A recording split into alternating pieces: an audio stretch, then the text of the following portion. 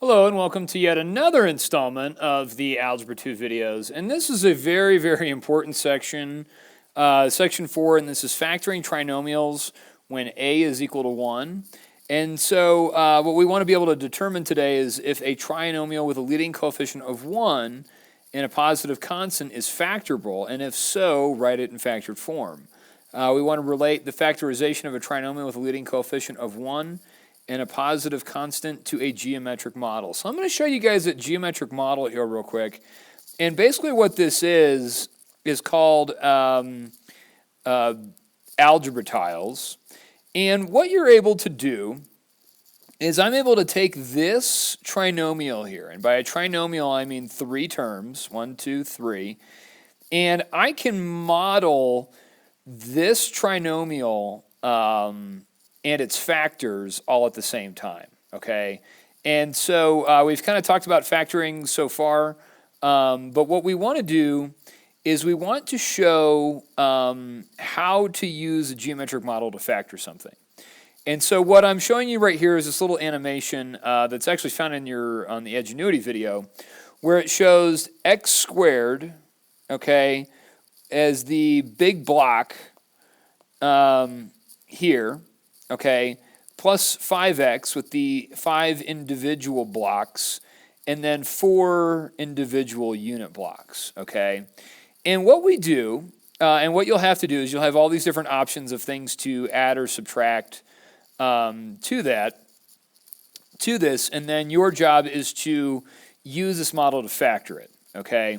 And so what I've done is shown you that the first thing you want to do is put the x squared block in, okay, followed by 5 of the x's, okay, and then 4 of the individual ones. And then what you do is you look at this and you say, okay, if I took an x times an x, that gives me an x squared, okay? If I took an x times 1, gives me an x, so x times 1 gives me an x times 1 gives me an x times 1 gives me an x, and then same thing here. X times this one gives me an x, and then if we take each of these individual unit blocks and say, okay, 1 times 1 is 1, 1 times 1 is 1, 1 times 1 is 1, 1 times 1 is 1, then we get this, actually, this trinomial can be factored. Now, the thing that you have to understand is that this part right here, okay, this part right here is the rectangle. It needs to form a rectangle. So let me write forms a rectangle. Okay? And then what you end up getting is you get these factors, okay? And this is a factor, okay? And this right here is another factor, okay? And you'll be able to play around with this when you're doing your assignment and stuff like that. But the thing that needs to that I notice here is that when you have this, you end up getting this thing, okay, right here where you have this right here. This becomes the factor x plus 4. And this over here is the factor of x plus 1. So what we have here is I can take this trinomial, which is x squared plus 5x plus 4, and in previous ones we were factoring these out, but what we can do is we can factor this and say that this is equivalent to us saying that this is x plus 1 times x plus 4, okay? And so remember, and I'm going to show you how to verify that you've factored something right, but I'm going to show you that down here, okay?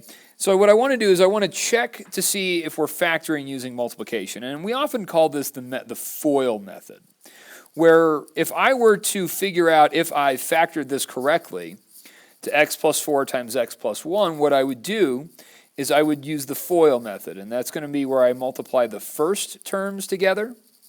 Okay, so you get x times x. So the first terms, you get x times x, which gives you x squared. Okay, if you do the outside terms, okay, which is going to be x times 1, so x times 1, which just gives us an x, and then the inside, terms, okay, the 4 times x, okay, 4 times x, or x times 4, and this just gives us 4x. And then we have the last terms, okay? And the last terms are just going to be 4 times 1, okay, which is equal to 4, all right? And then what we do is we take all of these terms and we add them together. So add together. And so the only terms that we can combine are the x and the 4x. So we get this. We get this x squared plus 5x, x plus 4x gives me 5x, and then plus 4, which is the same thing that we had here, okay? And so because these are the same, all right, then we know that this is the correct, okay, if this is the same, then this is the correct factor, correct factorization, okay, and we'll call that the factorization. Okay, and remember, guys, that when you factor something, factoring is just the opposite. So factoring, okay, is the opposite of foiling. And that's it, okay? And foiling really is just using the distributive property, but foiling is a way for us to remember, okay? And so that's, what I've got. So I just wanted to show you, you will be required, asked to do the geometric model to show that. But we're going to go through and show you a number of different ways to go about this and figure out how to factor it without having to use this method. Okay, so the next method that we have is called the X method. And what I often like to do, and this is actually a pretty good method because I'll be using this method in other, in other sections. But so the X method, and it's also can be considered the box method. But let's go through this. And so it gives us some steps on how to solve this. And it says write the product of AC at the top of the X. That goes here. So you take the coefficient A, the coefficient C. Write the B term, the middle term, and that's this number here, over here. And then we want to write the two numbers that have the product of AC and the sum of B on the sides of the X, okay? And then we replace the X term in the trinomial with the two X terms, and then you can use double grouping to factor the 4 terms. And I'll show you guys kind of 2 different methods on how to do this. But, if you had, and let's just jump into the example down here. Okay, so factor. So I've got this example here where it's x squared plus 8x plus 12. Okay, and I'm going to draw my x. Okay. And the first thing I'm going to do is identify what my A value is. A is equal to 1, okay, here where there's nothing. And then my B value is equal to 8. And then my C value is equal to 12, okay? So if I take my values for A and C and multiply them, I'm just going to get 12, okay? 1 times 12 is 12, okay? And then I'm going to get, I want to put my B value 8 down here, okay? So now what I want to figure out are 2 numbers. So the question, okay, the question is, okay, 2 numbers that multiply to 12 but add to 8, okay, but add to 8. All right, and those numbers, you can kind of just think about it for a while, but it's going to end up being the numbers 2 and 6, okay? So what I would do then, okay, is I would take my trinomial, which is x squared plus 8x plus 12, and what I do is I can do this thing called splitting the middle term, okay? And I'm going to take 8x and rewrite it as the sum of 2 and 6. And so what I'll do here is I'll say that this is just going to give me x squared plus 2x, okay, plus 6x, and then add 12 to that. So I'm really just taking 8x and splitting it up into those 2 terms. Now what I can do is I can just then factor by grouping, which is what we did in the last section. So I'm going to take this and I'm going to group it. And in this group here, in this quantity here, x squared plus 2x, I can factor out a common x. And I'm left with x plus 2, okay? So if you don't know what I'm doing, you may want to go back and rewatch the videos from the last section and go from that. And then, okay, out of this group, I can factor out a common value of 6. So I have a plus 6, and that leaves me with an x plus 2 factor. Okay, now what I can do is I can factor out a common x plus 2 factor, and I'm going to end up getting, if I factor out x plus 2, then I'm just left with x plus 6, okay? So what I have here is this is in factored form, all right? And this is equivalent to me writing x squared plus 8x plus 12, okay? Same thing, all right? It's just that this is in factored form. I could remultiply this out and check to see if I get this as a result, but it's just what it is. Now, here's the thing. I like this box method because I'm going to use this later on. Now, you may have been kind of familiar with this already, but the thing that's going to be easy about this, and this is kind of just a special case. So, and I want you to write this down. Okay, so if the leading coefficient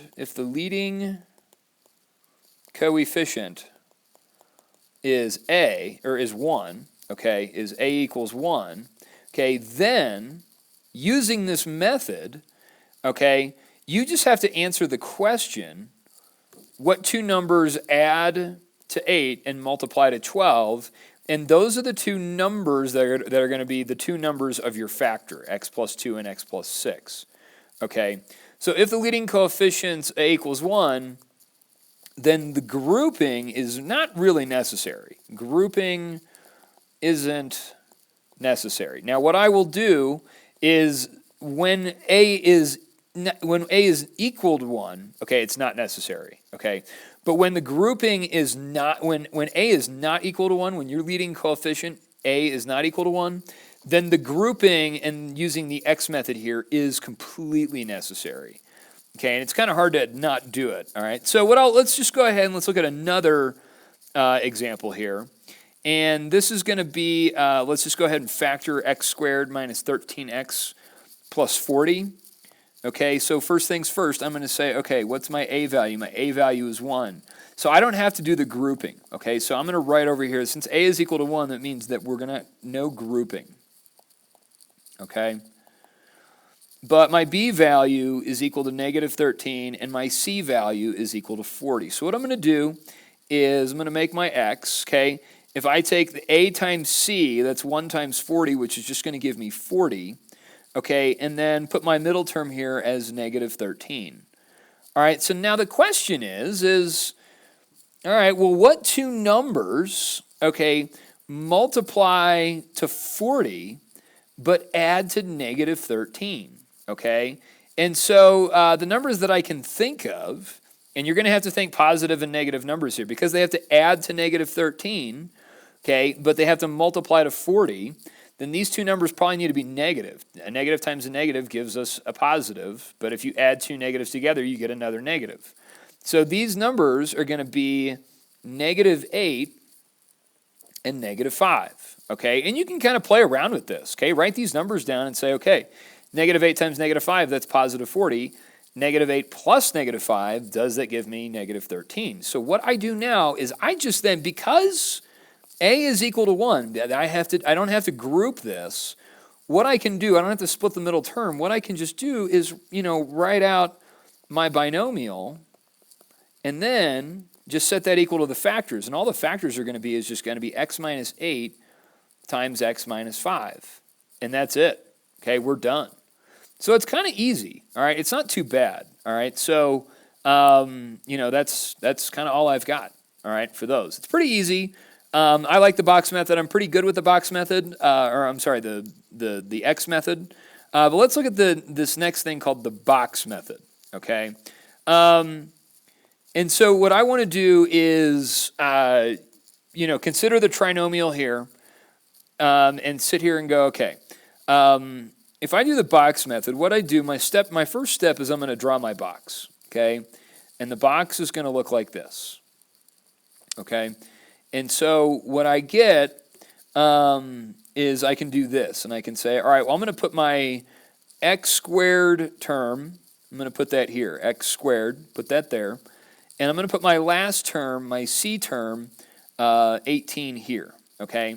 And then I just kind of have to think, and this is kind of like the geometric model, but what I'll do is I'll say, okay, if I take an x, like you have to think to yourself, what two numbers multiply to x squared, okay? And that's just going to give me x and x. So I'm going to put an x here and an x here.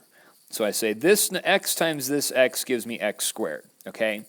Now you have to sit around and you have to go, okay, now what two numbers multiply to 18? Okay, and you can think of like 9 and 2, but these two numbers have to also add to -9, okay? And so what I'm going to do is this. I'm going to say, all right, well, this is going to be, negative, let me do -3 and -6, okay? So, and the reason why I do that is because I take -3 and multiply it by x, and that's going to give me -3x, okay? And then I take x times -6, and that's going to give me -6x. Now, if I add these two numbers together, okay, then that's going to give me -9x. And the beautiful part about this is that I have my factors up here. Okay, so then what I would say is I've got x squared minus 9x plus 18. If I factor that out, then I get x minus 3 times x minus 6. And this is factored, okay? And that's all I need to do. So those are three different methods, okay? And it kind of just depends on what you guys want to do. It doesn't really matter to me so much, but, whatever makes you comfortable, okay? So let's just do this. Okay, I'm going to do this a couple different ways. I'm going to do this using the box method, and I'm going to do it using the x method, okay? And we'll end up getting the same thing. So first, let me do the box method, okay? And so if I do the box method, I'm just going to draw a box. All right, I'm going to put my first term, x squared, in here, my last term here, and then I'm going to ask myself, okay, what two numbers multiply to x squared, and that's just going to give me x times x. Okay, so those go there. And then what two numbers multiply to 9? But at the same time, they have to add to -6. So if I think, okay, well, what if I did -3 and -3? Okay, then I take -3 times x, that gives me -3x. If I take -3 times x, that's going to give me -3x. And if I add those two together, that's going to give me -6x. So, and that's all I care about, because then I have factored my trinomial, okay? And so then I just know that x squared minus 6x plus 9 factors to x minus 3 and x minus 3, okay? And then actually we can say that that's x minus 3 quantity squared, okay? I've got two of them. And so that's the idea, and hopefully you guys have seen this before. And it's really kind of simple. Whenever you've got a leading coefficient of 1, you don't necessarily have to do this. You have to just ask yourself, okay, what two numbers multiply to +9 but also add to -6? -3 and 3, and boom, you factored it, okay? So, that's all I've got for this section. It's only a couple of examples, but you must practice this, okay? You have to practice this. I'm not going to go ahead and do the X method on that. I'll wait till the next video to explore that a little bit more. All right, talk to you later. See ya. Bye.